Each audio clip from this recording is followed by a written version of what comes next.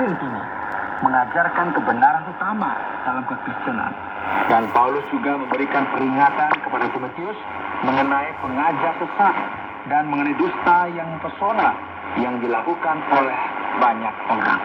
Saudara, firman Tuhan pada pasal 4 menuliskan, tetapi Roh dengan tegas mengatakan bahwa di waktu-waktu kemudian ada orang yang akan murtad lalu mengikuti roh-roh penyesat dan ajaran setan-setan oleh tipu daya pendusta-pendusta yang hati nuraninya memakai cap mereka.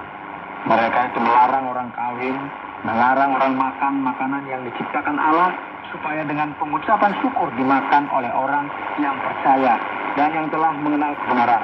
Karena semua yang diciptakan Allah itu baik, dan sesuatu pun tidak ada yang haram jika diterima dengan mengucapkan syukur, sebab semuanya itu dikuduskan oleh Allah dan oleh doa. Saudara, mari kita memperhatikan peringatan yang datangnya dari Roh Allah. Roh Kudus telah disebutkan di awal pasal ini.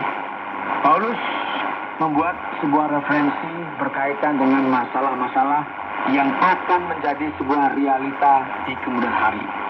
Jadi sekarang kita akan mendengarkan sebuah ungkapan waktu kemudian. Seringkali kita membayangkan bahwa ini merupakan sesuatu yang hanya akan terjadi pada saat Yesus kembali pada zaman akhir. Namun ungkapan ini memiliki jangkauan yang lebih luas. Waktu kemudian, ini telah dimulai sejak zaman Perjanjian Baru. Dan apa yang Paulus katakan di sini merefleksikan sesuatu yang merupakan sebuah realita pada masa itu. Para penyesat merupakan realita pada zaman itu dan akan senantiasa menjadi masalah di kemudian hari, khususnya di sepanjang sejarah umat manusia. Banyak orang bahkan berpikir penyesatan ini, gagasan yang salah ini merupakan sesuatu yang dibuat oleh angan-angan manusia saja. Seakan-akan ini merupakan sebuah gagasan yang lahir dari ketidakpedulian mereka. Paulus menyatakan bahwa motivasi dari pengajaran sesat yang melencengkan doktrin yang mendasar berasal dari roh yang menyesatkan. Berbagai gagasan yang ada di dalam pikiran kita, ya, sebenarnya banyak sekali dipengaruhi oleh hal-hal yang berasal dari roh, inspirasi dari roh. Dan inilah yang sebenarnya Paulus ingin sampaikan di sini. Orang-orang yang memiliki sikap-sikap seperti ini atau pengajaran salah yang seperti ini merupakan orang-orang munafik dan pembohong. Dan akal sehat mereka ini sepertinya juga tidak berfungsi dengan baik. Dan menarik sekali bahwa dengan masalah-masalah seperti ini, mungkin kita akan berpikir, apa yang Paulus sampaikan ini? Sepertinya sangat serius dan berkaitan dengan iblis dan roh-roh jahat. Dan ini mungkin merupakan sebuah pengajaran yang berasal dari dunia roh atau penyimpangan agama. Namun luar biasa sekali bahwa Paulus katakan di sini sangat bertolak belakang dengan apa yang kita pikirkan. Ajaran dari roh jahat yang disebutkan di sini melarang orang-orang untuk kawin-mawin dan mengatakan bahwa kita tidak boleh makan ini atau makan itu karena ada makanan-makanan yang mengakibatkan kemerosotan rohani. Jadi makanan membuat kita jadi rohani kita berkurang, begitu ya. Semua makanan yang Allah ciptakan adalah untuk kita makan dengan penuh ucapan syukur. Kita tidak boleh masuk dalam asketisme seperti ini, yang merupakan doktrin yang mengatakan bahwa kita harus menghindari hal ini dan itu serta hidup dalam pantangan. Doktrin semacam ini, ajaran ini tidak berasal dari Allah. Segala sesuatu yang Allah ciptakan itu baik dan tidak ada satupun yang harus kita tolak. Segala sesuatu telah dikuduskan Allah melalui firman dan doa. Saudaraku, kita perlu menyadari bahwa banyak orang sepertinya luar biasa secara rohani, bertindak seolah-olah mereka hidup sangat kudus. Namun pada akhirnya semuanya itu merupakan sebuah kebohongan besar. Nah, peranan seorang pemimpin, pendeta, uskup, atau setiap orang yang menjadi pemimpin dalam sebuah gereja adalah apa? Untuk membimbing jemaat ke dalam sebuah jalan yang benar dan mengajarkan sebuah doktrin yang benar dalam kumpulan jemaat supaya mereka tidak jatuh ke dalam sebuah tipuan. Paulus melanjutkan dengan berkata, dengan selalu mengingatkan hal-hal itu kepada saudara-saudara kita. Engkau akan menjadi seorang pelayan Kristus yang baik. terdidik dalam soal-soal pokok iman kita dan dalam ajaran sehat yang telah kau ikuti selama ini. Tetapi jauhilah tahayul dan dongeng nenek-nenek tua. Latihlah dirimu beribadah. Latihan badani terbatas gunanya. Tetapi ibadah itu berguna dalam segala hal karena mengandung janji baik untuk hidup ini maupun untuk hidup yang akan datang. Saudaraku, bagian ini sangat jelas dengan memberikan penekanan pentingnya untuk mengajarkan sebuah doktrin dan mengesampingkan tahayul dan dongeng yang mungkin berasal dari nenek-nenek tua. Ya, kalau nenek pasti tua ya. Ini kadang-kadang mengarang cerita yang tidak masuk akal kemudian diceritakan di gereja. Dan Paulus bahkan berkata, perhatikanlah, tolaklah apa yang salah. Tidak peduli dari mana asal kalian dan siapakah kalian. Kalian tetap tidak bisa bersandingan dengan kebohongan yang merusak gereja. Kamu perlu dikuduskan bagi Allah. Kita perlu hidup dalam sebuah kehidupan yang menyenangkan Allah. Dan inilah yang dimaksudkan ayat ini ketika berbicara mengenai melatih diri untuk beribadah. Menjadi seorang yang kudus merupakan sebuah pemisahan diri, dan ini lebih penting dari segala sesuatu yang termasuk dari latihan badani yang terbatas gunanya. Dan sekarang Paulus berkata, perkataan ini benar dan patut diterima sepenuhnya. Nah, frase ini senantiasa diulangi di sepanjang surat pengembalaan ini.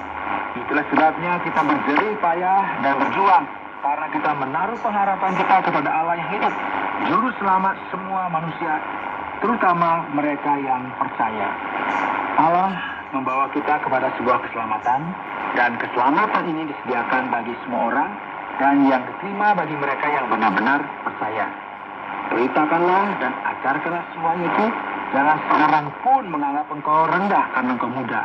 Jadilah teladan bagi orang-orang percaya dalam perkataanmu, dalam tingkah lakumu, dalam kasihmu, dalam kesetiaanmu, dan dalam kesucianmu. Saudara, Timotius bertugas untuk mengurus jemaat yang ada di Efesus. Dan dia tidak boleh direndahkan hanya karena dia muda. Karena Allah telah bekerja dalam kehidupannya dan telah memilih dia menjadi seorang pemimpin, menjadi gembala jemaat.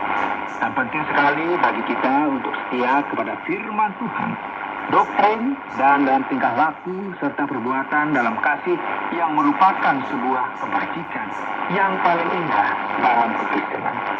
Termasuk juga ya untuk memperlakukan orang lain dengan kesopanan dan dengan kemurnian, dengan tindakan moral dan etika yang sesuai dengan sikap Kristen.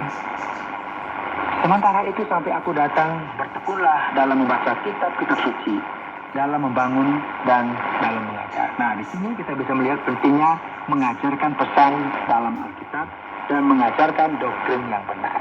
Dan ayat ini didasarkan dalam hal ini, jangan lalai dalam mempergunakan karunia yang ada padamu, yang telah diberikan kepadamu oleh nubuat dan dengan penumpangan tangan sidang penatua.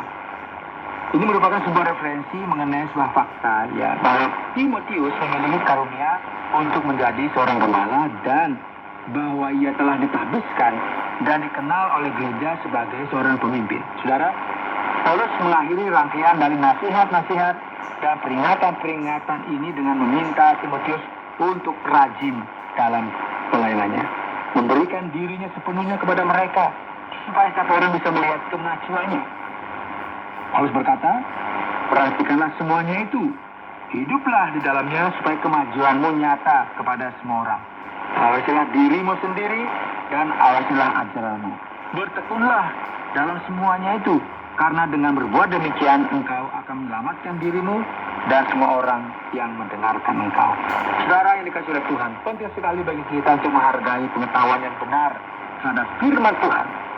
Ingat ya, hari-hari ini, masa kini, kita melihat banyak sekali orang yang memiliki masalah pribadi di dalam kehidupan mereka. Masalah keluarga, masalah rohani yang semakin rusak. Dan semua ini dikarenakan mereka mendengarkan pengajaran yang salah. Saudara, dalam program Jalan 66 ini, Anda kami undang untuk mendengarkan dengan teliti, dengan seksama, apa yang diajarkan oleh Paulus dan Timotius. Dan memperhatikan apa yang diajarkan di dalam firman Tuhan, memperhatikan doktrin Alkitabiah, memperhatikan kebenaran, dan tidak bercacat di dalamnya. Dan semua ini adalah supaya Anda tidak jatuh dalam daya tarik yang penuh dengan dusta.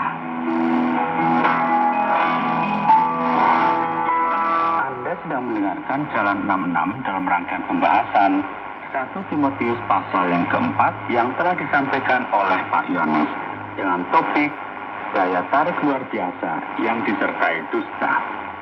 Saatnya kita sampai kepada sesi tanya jawab. Dan kita akan lihat pasal yang keempat kitab 1 Timotius ini. Ayat yang pertama dimulai dengan mengatakan bahwa Roh dengan tegas mengatakan sesuatu.